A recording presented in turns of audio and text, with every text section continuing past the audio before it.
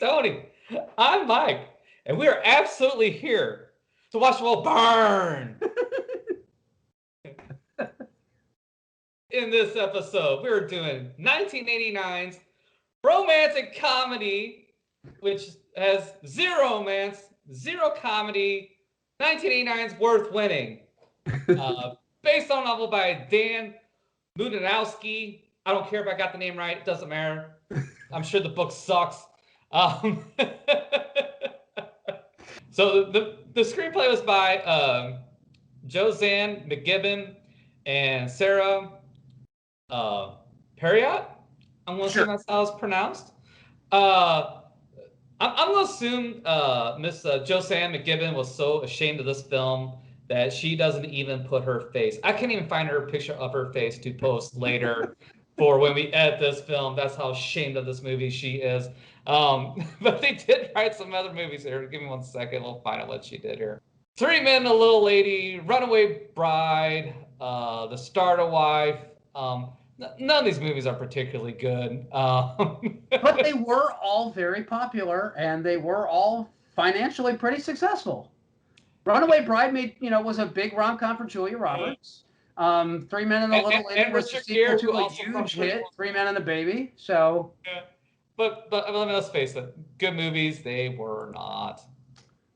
I've never seen Runaway Bride, but I'll be honest with you, I haven't either, so I can't really say. But the fact that neither of us have even attempted to watch it probably says enough. Anyway, let's get through this cast let's get through the crew and the cast so you can unload as you need to. Sure. So we have Mark Harmon as Taylor Worth, our Playboy weatherman. Who's actually a nice enough guy in this movie. Madeline Stowe as Veronica, your artsy fartsy girl. Lisa Ann Warren as Eleanor, the bored housewife. I'm gonna say Maria Hovo as Erin, the cute blonde who seems to have some daddy issues, kind of. No, I wouldn't say she has daddy issues. We'll get into that when we get into the plot. Go ahead. Let's cross as daddy issues, but it's really not. And then there's supposedly she's in this. She's in the credits. Joan Severance from a million 80s rock videos from back in the day. Scorpions videos. A couple of those actually. Actually, she is featured right at the very beginning of the movie. She is Taylor Worth's first girlfriend, the one he breaks up with when they're at the races. You've made some very valid points. I ought to be able to make a commitment by now. Taylor, let's say I never came here today. No. Let's just forget everything. No. Listen to me. Your instincts are sound. Oh, that's right. Yeah. That's right. Yeah. Well, thank you for that, because I was about to go back and watch this movie again just to pick around the crowd.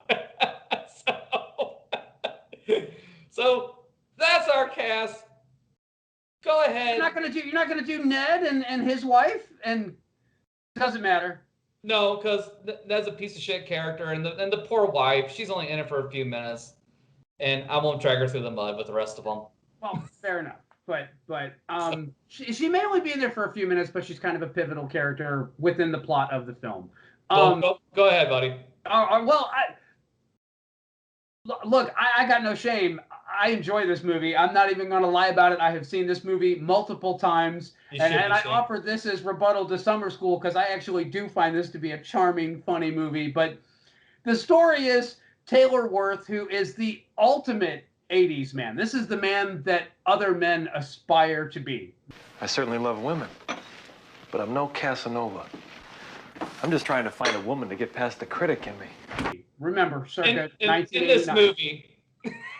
He's handsome. He's got a good job. He's got a good wardrobe. He's bachelor. He is irresistible to women, and even his friends so much as say so that no woman is ever going to reject him. They hit the 2-month mark, and he is running.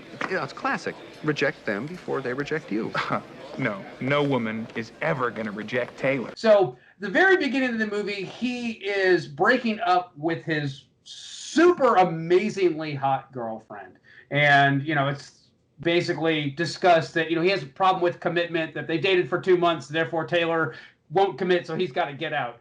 And so they concoct this bet. They're always trying to rope me in on some stupid bet. And the premise of the bet is, no woman is going to reject Taylor Ward. So he has one of his buddies that's betting that, yeah, he'll definitely pull this bet off, and two of his buddies that are betting against him. And the bet is this. They are going to give him the name of 3 women, and within 3 months, he is supposed to propose to all 3 of them and videotape that proposal and them agreeing to marry him.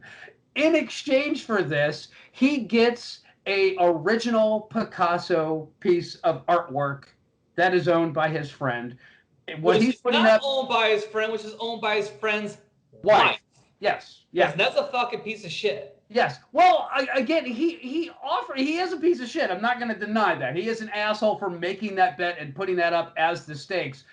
But he didn't think that he was going to lose the bet. That's why he felt comfortable doing it. I want something else. Name it. I love torturing him. Picasso. Picasso? It's an original. I can't bet that. Fine, no bet. It's Claire's. Her grandfather left it to her. So? You're on. No, but he was 100% comfortable with fucking over his buddy and then fucking over these poor 3 women. Yeah, pretty much. Yeah. Pretty much. And see, that's kind of the thing about this movie, is that it starts off and it's an absurd premise. Yes. The bet in and of itself is completely absurd. Mm-hmm. But see, you described Erin as having daddy issues, and I'm going to say no, it's not that she has daddy issues. It's that she was raised, very obviously, she's the secretary for the Eagles football team. And she was raised very Midwestern. She is gorgeous. She is, what all men want. She's supposedly the equal and opposite number 2 Taylor Ward. She's got it all. She's blonde. She's gorgeous. She's very girly. Every man is hitting on her constantly all the time. She's, followed around by 2 football players that work on the team and everything that goes along with that. And, she's also a virgin, which you find out later. Does come into play as a major plot point on this one. But so she's put up there as she's the physical goddess. She's the one that every man is supposed to want. Then you have Leslie Ann Warren, who's the married woman who's in a really unhappy marriage. And she's kind of like no way Taylor is going to pursue this woman, we'll throw that one in there. And then third is Veronica, and Veronica, she's a very independent woman. She's very artsy. She is very much. She's the opposite of Taylor. She's an independent girl, but like everything else about her is completely opposite of Taylor. As far as her taste, they're supposed to be the oil and vinegar of this combination. Exactly. So oil and water, I should say. So our intrepid hero Taylor Worth sets off about his quest, and he's trying to figure out what is his approach for each one of these women, and not to beat the dead horse here, but he does actually wind up proposing to Erin, and he plays like Prince Charming in the fairy tale and that whole thing, and that's what appeals to her.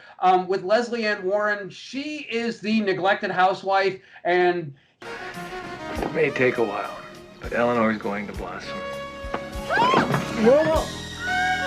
He plays up the stud aspect of the whole thing, and he lays down the fucking pipe, and that's all this poor woman needs, and all of a sudden she's a flippin' nymphomaniac. Yes.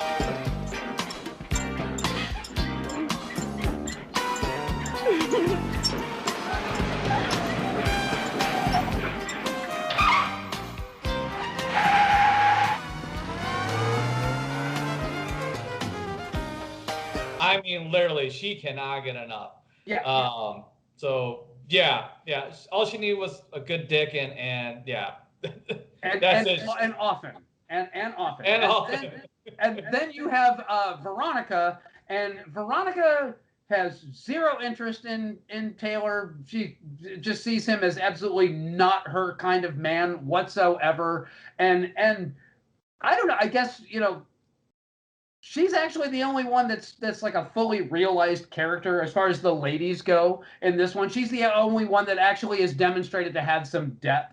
Because when he goes to Erin's house, she's got everything is fucking painted pink, and she's got, her cat, and, she has a box of cigars, and when he sits down, she puts a cigar in his mouth. They're not for her, they're for whoever her gentleman caller is. And she's listening to the Carpenters. It's like, again, it's blowing up that whole, like, here's everything that men claim that they want. Here's the reality of it, which I always found that kind of funny. So he does get his 3 proposals. He does get his 3 yeses. One of them, the one Veronica, after he, basically spends some time getting to know her and really actually seeing her as not an object to pursue, but a person, he actually is sincere when he proposes to her. I want to have terrible fights with you and know that you're not going anywhere. And he, basically goes back and he says, look, I've got the tape. I've got the 3rd proposal. I could get the Picasso from you right now, but I'm not going to do that because I'm kind of ashamed of that bet. And, we shouldn't be playing with people's lives like this. Do you expect me to show you a tape of the woman I love accepting my proposal? If you want the painting. Painting? Painting. It's not about a painting. It's about human beings. It's not about a stupid bet. People. I'm ashamed of that bet.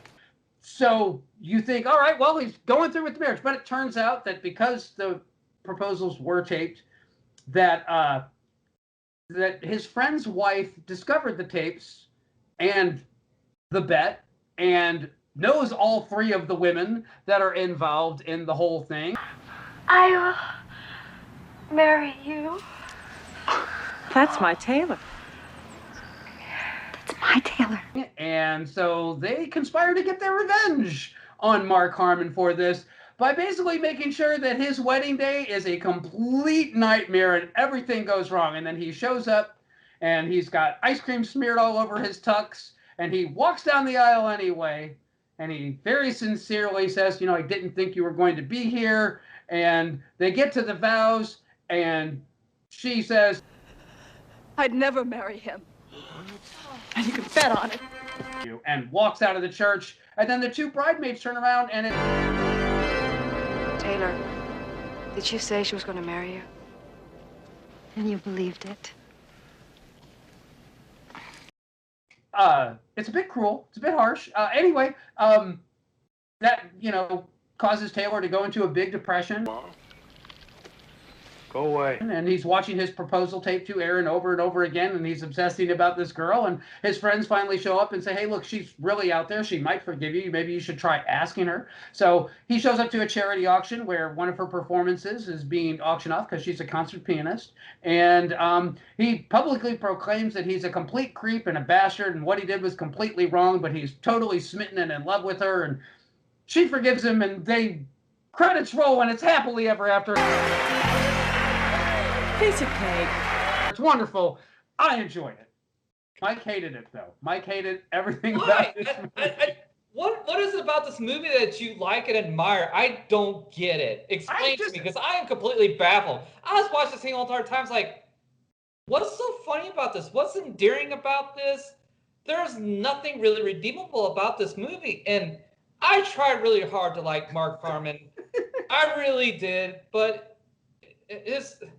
And I'm not going to blame it all on him. It's the direction, because he comes off like a middle-aged Ferris Bueller is how he comes off, especially breaking the 4th wall. It's like, here's Ferris Bueller. He never grew up, but he's still successful. He still does all this stuff. It's just kind of sad and kind of pathetic. And then you got these poor women, and I don't know. But go ahead. You tell me what's so charming and endearing about this. I just find Mark Harmon's character kind of charming. It's okay. The parts of the bet are hilarious. What? There's something about the bet that's funny. Well, Mark Give me an example. Like, I had this critic on my shoulder, and he's constantly, when you meet a girl with a cat, he's like, oh, well, say goodbye to navy blue. And then he goes to Erin's house, and he puts his navy jacket down on the couch, and her white cat lays on it. And when he picks it up, it's just coated in cat hair. Oh, he is. Smart and sophisticated. And really considerate. So, and she's like, the thing with the cigar and listening to the Carpenters, and he's just got this look of, I so don't want this. So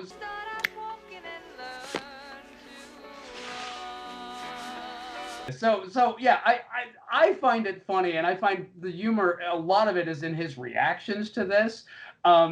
There's the other part in here where he goes to the concert to see Veronica one time, and Leslie Ann Warren's character is there. So he like gets up and leaves the theater, and she goes and follows him outside and pushes him into a janitor's closet, where they obviously have sex again, because that's the whole basis of their relationship. But when he comes back out, his shirt is sticking out through his fly, and there's the kid that's going, your fly is open, your fly is open. Your fly is open! Well, it doesn't make me deaf! I'm sorry, I get a chuckle out of that one. I find it funny. You tell the jokes is way more funny than actually watching the jokes happen. Your mileage is going to vary. And look, I can admit to myself, is this a great movie? No. Is it a good movie? No. Is it kind of a little bit mean-spirited? Yeah, a little bit. But there's an arc for the character, and I guess this is what I appreciate about the movie, is that he does start off, and he is a womanizer, and he is surrounded by all these hot women, and they just can't say no, and da-da-da-da-da. And his relationship with Veronica is actually really, I think it's sincere. Guess what? This Veronica, she's real easy to be with once she stops busting your balls. I guess is what it boils down to. Like when he takes all these women to go see Snow White, he wants to get their reaction to it. And Erin's reaction is she's crying at the end, and her Prince Charming and blah, blah, blah. And Leslie Ann Warren immediately wants to make out in the theater. And when he takes Veronica to go see it, she reaches into her purse and pulls out Mai Tais and tequila sunrises and says, what do you want to drink? So they sit in there, and then they have a very long conversation about the movie afterwards. Prince. The whole ending implies that a woman needs a man to bring her to life. Veronica, it is not real life. It's a fairy tale. Come on. I mean, did you ever read The Frog Prince? In that one, he stayed a frog until she kissed him and brought him back to life. Not unlike this show. but I just find those bits charming. It's like I said, for me, it's fun. And I'm going to just say that, look, it's incredibly dated. It is most definitely the most 1989 adult rom-com that I've probably ever fucking seen, ever. Yeah, but at the same time, I've watched it multiple times. For me, it still holds up. I still find it kind of cheeky, kind of funny, kind of cute. It's hard to find the right person. It's a search process. I don't think it's supposed to be easy. What about you? Go ahead, get it off your chest. Savage this film. I knew I was in trouble from the moment I turned it on with that shitty intro. It didn't look like an 80s movie. It looked like an 80s sitcom. Well, I've seen so many things. I've been all over the world. I thought for sure I was watching a made-for-TV film. I'm not convinced it wasn't made for fucking TV. It may be released in theaters, but I don't know how or why. It shouldn't have been. Yeah, the opening credit sequence is most definitely, it strikes me as they had a different credit sequence for it. And then somebody said, yeah, no, that doesn't work. We got to get rid of it. And then they just threw this one together. Instead? It looks cheap. You're right. The intro credits for this film look like they were done on in 20 minutes and with a budget of $7. So I'm not debating that one. I do got one question, though. Was that Kathy Ireland in the opening credits?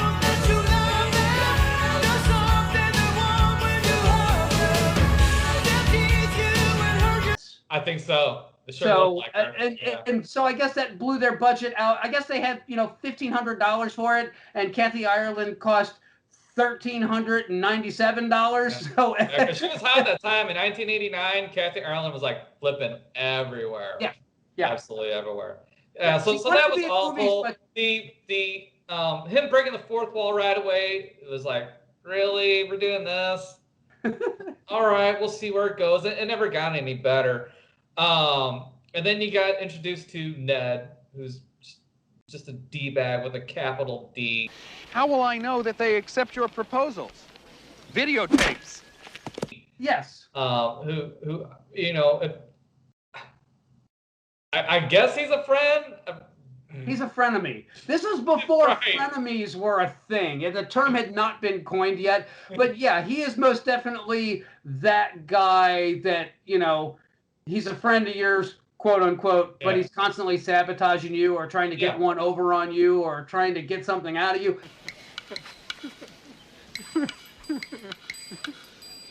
Yeah, that's most definitely Ned. And you know, he's just jealous of Taylor's lifestyle. It's like, oh, I wish I could be him, you know. So bad that he wants to try to sabotage his life. Yeah. You know, so he's not likable at all. No. And you know, Taylor is about as likable as you can like that kind of a character. You know, he's only as likable as he is charming and charismatic. Which Mark Harmon tries. He really does try, and I want to cut him some slack, but he's still not a very likable character. All the female characters are one note. I'm still gonna say the Eleanor character is still very one note.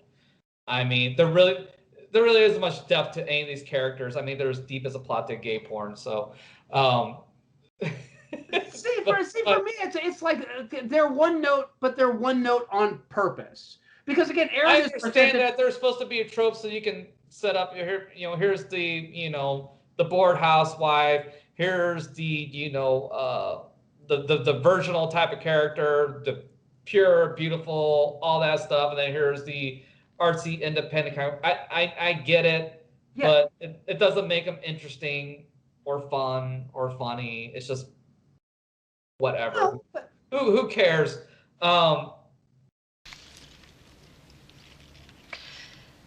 Just so you know why I'm mad. I hate it when my friends run out of my concerts without telling me how wonderful I am. And I really hate it when guys come by here unannounced thinking it means that I have to let them in. How many you let in there so far? I never laughed. I never won any of the romance. It just no. It was not good. All right, I'm gonna say it. I would rather watch Pretty Woman again than watch this. I would recommend Pretty Woman over this movie. Because at least with Pretty Woman, it's a well-made film, and you can get invested in the characters, even though those characters are shitty people. I'm sorry. No, I get it. I mean, I knew that. I expected a reaction from you, and I didn't know which way it was going to go. It's either going to be like you'll find it fun and charming, or you're going to be like, yeah, fuck this movie. And now I know that you fall in the yeah, fuck this movie category for this one. But I don't know.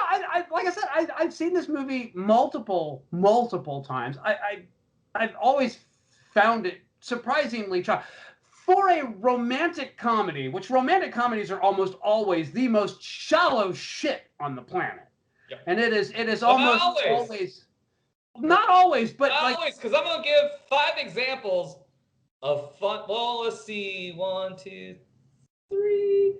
I got 4 good examples and then 4 kind of more shallow, but at least entertaining. Go ahead. So, well, that's perfectly fair. But like most romantic comedies, especially around this time period, the 80s, the late 80s, are just, oh well, you know, boy has problem, girl fixes. Now they're together and they're happily ever after. And that's like, you know, they get together and then they break up and then she figures out a way to fix him and then now they're back together and happily ever. And I always hated that premise. Or vice versa, you know. Yeah, or she's the one with the problem, and he's got to prove his love to her, and stand outside her window with a fucking boombox playing Peter Gabriel, and it's okay that her daddy is a scumbag who robs elderly people before they die, but Ione Sky is worth it, and like. At no point did it occur to Ione Sky to like call the cops and be all like, "Yeah, there's some asshole playing music really loud outside my house. Can you come arrest him, please?" Keep your hands on the car. I'm doing my job. Or her daddy, for that matter. Anyway, it was John Cusack, and it was Peter Gabriel. I mean, there's just some magic there. I mean, let's try that shit now and see how it works out. I guarantee you bail money will be involved. No, that's all part of 80s absurdist fucking filmmaking, which I get, and I'm going to be a bit hypocritical. I am actually hypocritical about this because I know I love 80s humor and stuff like this, but really I just did not find this funny at all. It was bad. See, again, I find the humor in it, but then I also like, he's Brooks Brothers and BMWs, and she's wearing like one-off art things, and she has a huge portrait of herself over her dining room table, and that's another thing about the character is like she's very narcissistic. So I'm like, why would I like you? You're not a likable person. None of them people are very likable people, except for the Erin character because she was actually a pure, genuine person. But I will say this. Okay, first things first. Okay, Taylor has the opportunity to take advantage of Erin. He doesn't. Oh, yeah.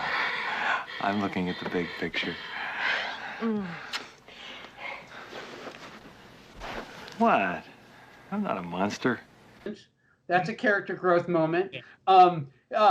He takes advantage of Leslie Ann Warren very frequently, but at the same time, he also writes her a letter and says, "Hey, put the romance back in your marriage. It's time for me to fly, girl." Because that makes it better after he damn near breaks up her fucking marriage, I mean, and had him cheat on, I mean, but yeah, writing that letter makes everything better. Yeah, well, I was going to say his motivation is highly dubious. I'm not excusing. I'm not saying that's not a scummy move. I'm a creep. I'm a bastard. He's a great lay. I knew it. But, his character throughout the course of the story, he learns that he doesn't want the Vestal Virgin. No, he absolutely evolves. He becomes a better person in the end, and he's the only guy that actually has an arc. And even Ned maybe kind of has an arc. I think he kind of learns his lesson at the end, but I doubt that at best.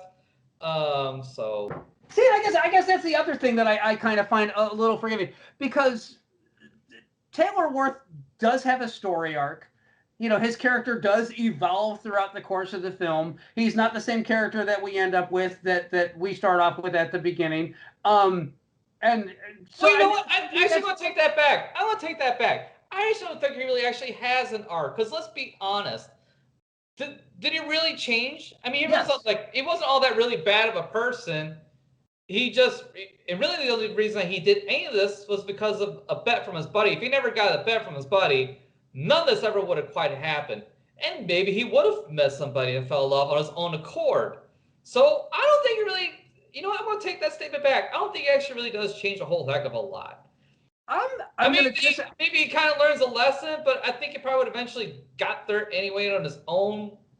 But whatever, go ahead. I'm going to disagree with you, and I'm going to tell you why. Because if he hadn't changed as a character, he would have said, "Here's the videotape. Give me my Picasso. Go away now, and you get to explain to your wife Claire what happened to the Picasso that you bet." Oh, you're Picasso. Mm-hmm. Is that one of those priceless sort of things, or merely worth more than any man could earn in his entire life? On this, and he would have walked away from it all. So, two things. Number one, he was with Veronica for longer than 2 months, which was his previous, I get to the 2-month mark and I'm looking for the door, even if she stars in Scorpions videos. So, damn you, Taylor Worth. But more importantly than that, with Erin playing a role. He's doing what she thinks because his end goal is to get in her pants. With Leslie Ann Warren, he's being that kind of guy because, you know, that's what she wants. With Veronica, because she won't cut him any slack and she's busting his balls the entire time, he actually has to figure out that she's a person, that there's more to her than whatever the veneer is. That's part of being a player. That's part of being a player. You examine your opponent. You take notes. You watch film. And you come out there and you swing for the fucking fence.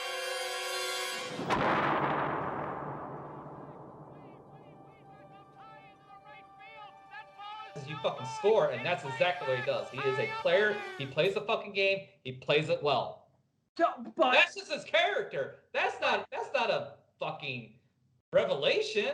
No. I'm not saying it is a revelation. What I am, however, saying is that the Taylor that we get at the very beginning, I mean, you know, the girl, the very first girl, oh my God, she's like crazy hot. What you're assuming is that Taylor never had any morals or scruples or anything like that, which you don't know because you don't really get a real introduction. All you know is that he's got a 2-month limit and that's it. So it doesn't make a bad person. It just makes some guy that's kind of scared of a commitment. He's a dog with a bone. You know, he can have the you know, best looking girl in the place, and at the beginning of the movie he does, but after he's got it, he don't want it anymore. Yeah, and that's but see, your argument is that he's a bad person. He's not really a bad person. He's just kind of a bit of a playboy.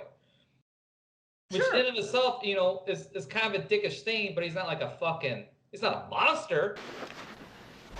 What? I'm not a monster. No. I'm not saying he is a monster, but what I am saying is that, you know, when he does finally propose to Veronica at the end, first off, he's like, I'm going to propose to her, and you know what? I'm going to keep seeing her. I'm going to keep dating her. We're going to drag this out. And then, like, the more that he's around her, the more he's like, yeah, you know what? After a couple of years, we'll tie the knot when we're ready to have kids. And then, like, when he actually does propose to her, he's like, you know what? No, fuck that. I want to get married, like, this month, next week. Let's go get blood tests. Let's do this now. So he goes from a man that, like, you know, anything past 2 months is completely foreign to him to a man that's like, you know what? Not being with you as fast as possible is completely unimaginable to him. So, yeah, I was gonna say, I every aspect of his character in regards to how he treats the women in the film completely changes. Yeah, but see, there's this one thing in my very recent past, something I realize in retrospect wasn't very nice. Something that involved a few innocent people. Something that now that my single days are behind me, I realize was not very nice. Are you planning on doing it again? No. Are you a criminal? God, no. Then don't tell me. There you have it. So, yeah, there is most definitely a character arc here. It may not have been as fleshed out as you would have liked, but it is there. So, it's skin deep at best. But remember this too. This is a modestly budgeted film, and at the time, like, you know, Leslie Ann Warren was a known quantity, but she had done a lot of, you know, B movies. The girl that played Erin, I don't know, I can't think of another movie that she was in. And then you know Veronica, you know Madeline Stowe because she went on to be in Last of the Mohicans with Daniel Day-Lewis. You know, so this was kind of the kickoff for her career, I guess, like one of the first movies that got her noticed in a leading role. So yeah, what was the budget on this film anyway? Don't know. There was like so little data on this movie. Yeah. I mean, yeah. I mean, you didn't talk There about the wasn't director, anything, and I know that the director actually was like nominated for like, you know, best comedic director on Broadway, and he won BAFTA, and he won an Emmy, and he did a lot of TV and a lot of feature films, and a lot of it was romantic comedy stuff, that kind of thing, and family sitcom. So hey, it's Hollywood. People fail upward every fucking day. This was not a failed upward. When you're an award-winning director in multiple mediums, that does not make you failed upward. He did not, like, you know, finance Wild Wild West or have giant spiders fighting. So yeah, he didn't start off as a hairdresser either. But what movies would you recommend instead? Seeing as you're not a fan of this one, what are you a fan of? Came out the same year, 1989, when Harry Met Sally. Classic. Yeah? Classic romantic comedy, through and through. It is a classic romantic comedy. I'll give you all that one. Yes, it is. Head and shoulders better than this thing. Not quite classic, but I still enjoy Romance in the Stone. Yeah. Great, fun romantic comedy. Bull Durham, 80s, classic. Tom Hanks, Big, classic romantic comedy. Not quite as good as these other four, but I enjoy them. Loverboy with Patrick Dempsey, also Patrick Dempsey. Can't Buy Me Love. Because at least with Loverboy, he's a teen kid that doesn't know any better, and all these people that he's going to bang have their own issues and baggage. He's not seeking them out; they're seeking him out. So that moral thing at least is a little more forgivable. Is it still wrong? Yes, absolutely. But at least you're not a guy like actively trying to destroy anybody's life. It just kind of falls into this type of thing. And hey, if I can go out there and bang some hot milfs while delivering some pizza, makes a little extra cash, why not? I'm just going to say that large sausage pizza right here, baby. I fucking hate that movie. I just need you to know that Patrick Dempsey movie is just a pile of hot garbage, and that's like the least funny romantic comedy I could think. I can't believe that's one of your top picks. This fucking piece of shit all day long. All day long.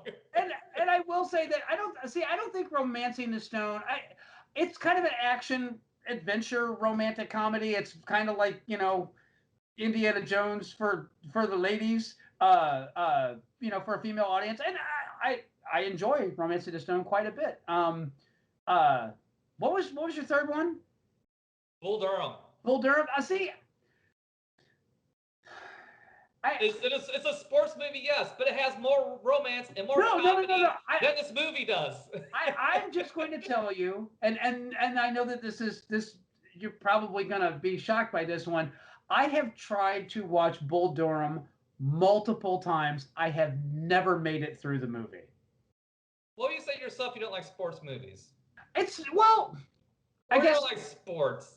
Well, I'm just going to say, it's not that I don't like sports movies. It's that I don't care for sports movies when the focus isn't the sport.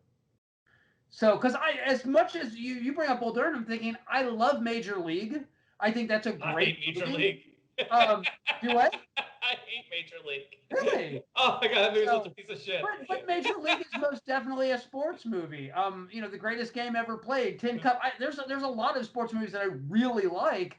Tin Cup falls right into the Bull Durham thing, and of course it's Kevin Costner again, where it's more romantic comedy than it is actually a sports movie. Yeah, but I don't know. There's something about Bull Durham, and I love Timothy Robbins, but I hate his character in that movie, and that's kind of like one of those that I'll turn it on, and then I find his character like such a turnoff that I'll drift away from it, and then I'll be like, yeah, I'm good. I'm just go ahead and turn it off. So I've seen the first 30 minutes of that movie multiple times, but I have never made it to the end credits on that one. And I know that there are a lot of people out there that love that film. It's just it does not check my boxes, and it should, because I love Susan Sarandon, I love Kevin Costner, I love Tim Robbins, and just something about that movie just it hits me the wrong way. There's another movie. It's called Miss Firecracker, and it's a Robert Altman film, and it's got Tim Robbins in it as well, and it's got Holly Hunter, and that's one of those movies that I've seen it, and I like Holly Hunter's character in it. I like how she's the underdog going for the beauty pageant, but Tim Robbins' character in that movie makes my skin crawl, and I don't know what it is about that particular character type that Tim Robbins plays, but just when he does that, it's very similar to the Bull Durham effect. I'm good. No. I'm going to go watch Shawshank Redemption or The Player or a movie where I can like Tim Robbins so that I don't look at him and go, oh, you dirty, filthy man, get off my TV. And that's the weird thing about Tim Robbins is like when he plays a character you're supposed to like, you do like him. When he plays a character you're supposed to hate, you fucking despise him. Yeah. Yeah. So I mean, at least he's doing his job. So he is most definitely a real actor. He for all of the fact that you'll recognize him instantly when you see him, you're never knowing which Timothy Robbins you're gonna get. So he's got such range, and he can play all those characters really well, and really convincingly. So so much so that if I ever met Tim Robbins, I don't know what to expect. You know. I think it kind of depends on the mood. Well, yeah, but if you I don't know, but who knows? But you know, I think Tim Robbins probably requires a director to get a good handle on his actors, because I think if you dial back some of his performances just a bit, it wouldn't come off quite so bad. We're talking to you, Denzel.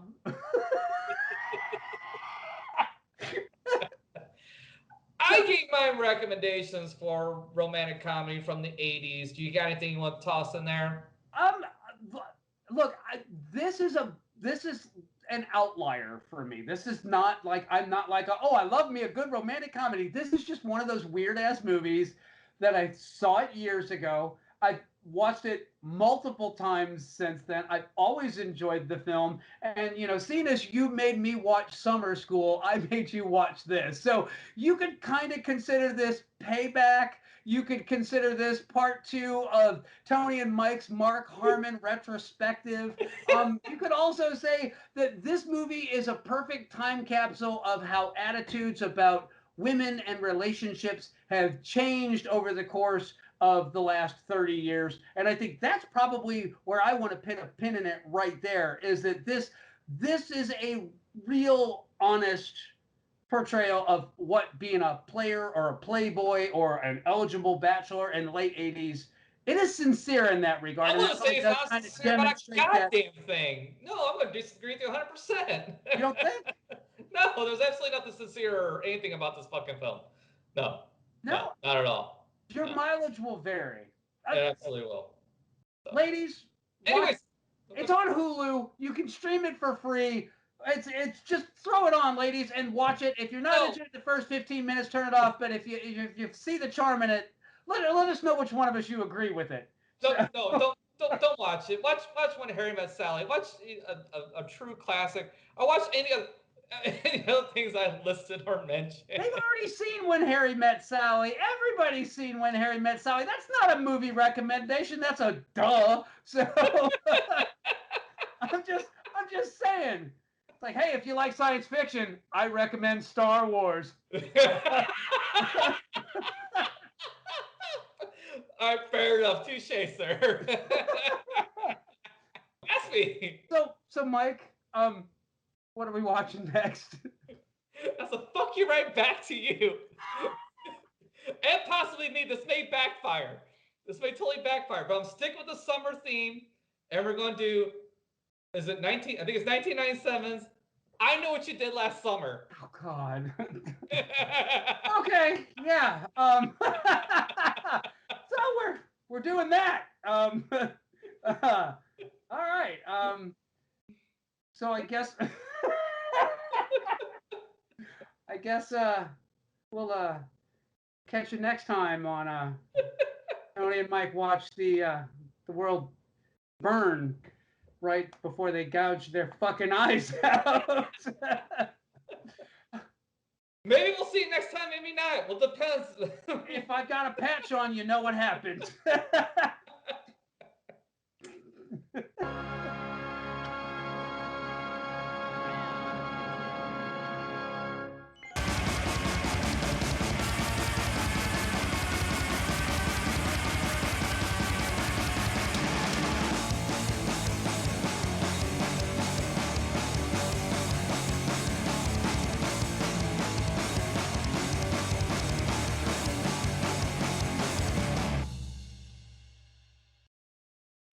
But seriously, I was watching. I was like, I don't understand it. I don't really. I was quite baffled. I was like, there's nothing about here that I can imagine Tony liking. Really, I was truly baffled. It made no sense to me why you liked that movie. I was stunned. I was like, are you trolling me? Do you really like this movie? Is this some bullshit? I Like, what the fuck is genuinely going really on? like this movie. I'm not telling you. And if I could explain it, I would, but I can't. And it's just like I said, I've seen this movie multiple times, and it's not like I saw it once 30 years ago and thought, hey, I wonder if that holds up. I literally watched this 4 or 5 months ago, and then I watched it again last night.